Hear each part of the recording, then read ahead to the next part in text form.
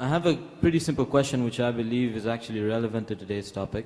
First of all, Ramadan Kareem to you too and everyone else here. Alhamdulillah, we've had the opportunity to have another month of Ramadan in our lives.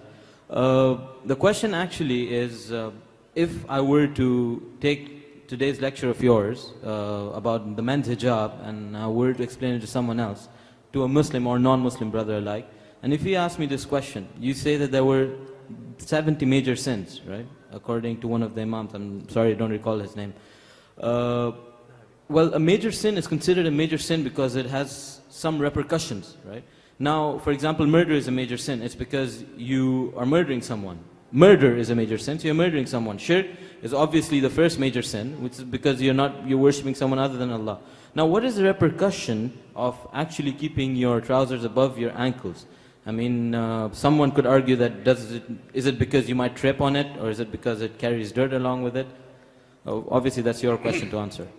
The brother asked the question that from this lecture he came to know there are 70 major sins in Islam, and he can understand murder is a major sin because it hurts someone. Correct? That's what he said, exactly. Murder. And shirk is a major sin because you're washing somebody. But when you're doing shirk, you're not hurting anyone. When you're doing shirk, it's the major sin, you're not hurting anyone. Only thing you're disobeying Almighty God.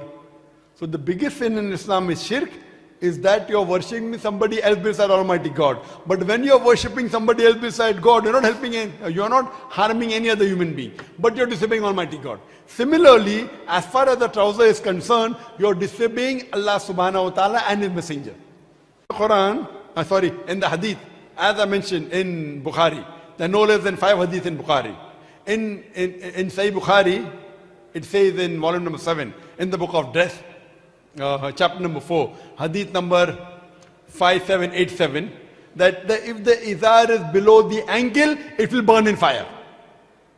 And the next 4 hadith of Sahih Bukhari, volume number 7, in the book of dress, chapter number 5, hadith number 5788, 5789, 5790 and 5791, that Allah will not look at you on the day of judgment if you wear trousers below the ankle. And it also says that all those who trail their garment with pride and arrogance.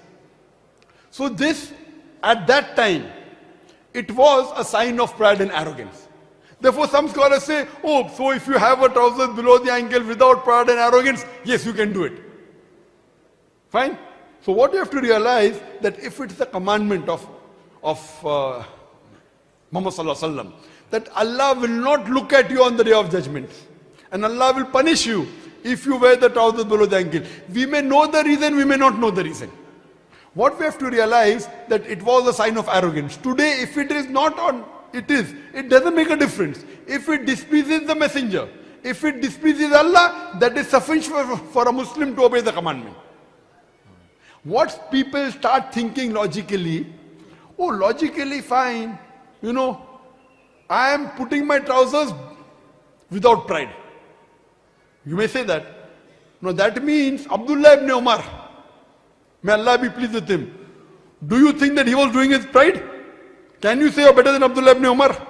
May Allah, can you say that? Of course not. And no Muslim today can ever say it's better than the Sahabas. Because the Sahabas are on a different level. The Anbiya is on a different level. The messengers on a different level. The Sahabas, so at that time, Abdullah ibn Umar, may Allah be pleased with him, he didn't have pride. But yet the Prophet said, up, trousers up, trousers up. The hadith of Sahih Muslim. So that means some people who argue and they say, no, we are keeping it below the ankle and we don't have pride. Now whether you have pride or you don't have pride, the reason you are not following the commandment of the Prophet itself is pride. And you tell me one thing.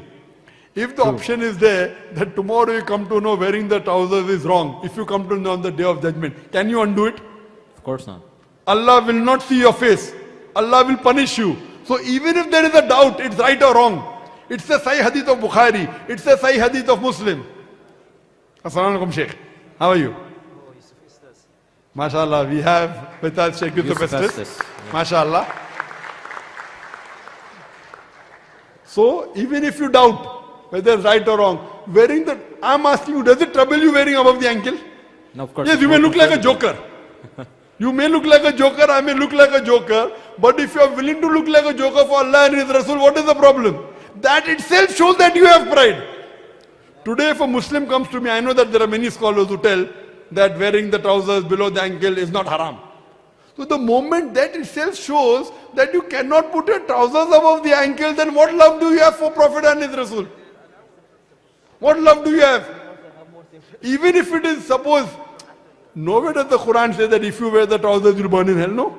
So even if you put above the trousers, if you put the trouser above the ankle, and even if it's not required, what is the problem? If you come to know tomorrow, when you die on the day of judgment, that wearing was wrong, you cannot undo it. It is, I see, the other thing that is difficult. In this, there is no difficulty at all. There is no pain. Only thing, you may look like a joker. Is it costing you more money? It's Less costing work. you less money. Correct? It's Yes. not. Only thing that you may not look good. There's no pain in that. There's no difficulty in that. Fine. The reason you may trip or it may get dirty, that's all secondary. That's not at all. Just because Allah said it and because the Prophet said it, we have to believe in it. So this is the sign of a believer. And this is the label. If the label shows your intent, wear it.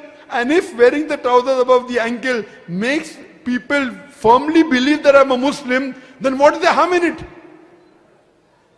Hope that answers the question. Yes, just, is there, I mean, irrelevant to this, is there any scientific benefit Is there to any this? scientific Since you're a reason? medical doctor, so like, no. There are many people who claim things which I don't think so it is right. There are people who claim, you know, that if you were above the ankle, then sunlight comes and all this. Atiullah, Ati Rasul. Obey Allah and obey the messenger. Allah said it, messenger said it is sufficient for me. I don't require any proof. If it is helpful, for me I don't require proof. It is a commandment and it is surely a sign of arrogance. Some people may believe or may not believe. It is a sign of arrogance. It was in the past. That's the reason when you see the kings and the rulers, they always had the rope, you know, trailing around behind you. Yes. It's a sign. Today it may not be that relevant, but if it's not relevant, why are you putting the trouser below the ankle? Sah. That's the reason, at least in India, mashallah, Muslims go to pray. What they do, besides wearing a cap, they put their trousers above the ankle. Alhamdulillah. So at least while praying, they're putting the trouser above the ankle. Actually, there is no relevance that while praying you have to put your trouser above the ankle. Generally, you have to wear trousers above the ankle. That is the rule.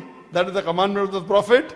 And Allah will love you and Allah will, inshallah, look at your face on the day of judgment. Thank you. And the hadith again of Sahih Muslim which I quoted, volume number 1 in the book of faith, hadith number 293. Allah, 3 categories of people. Allah will not look at him on the day of judgment.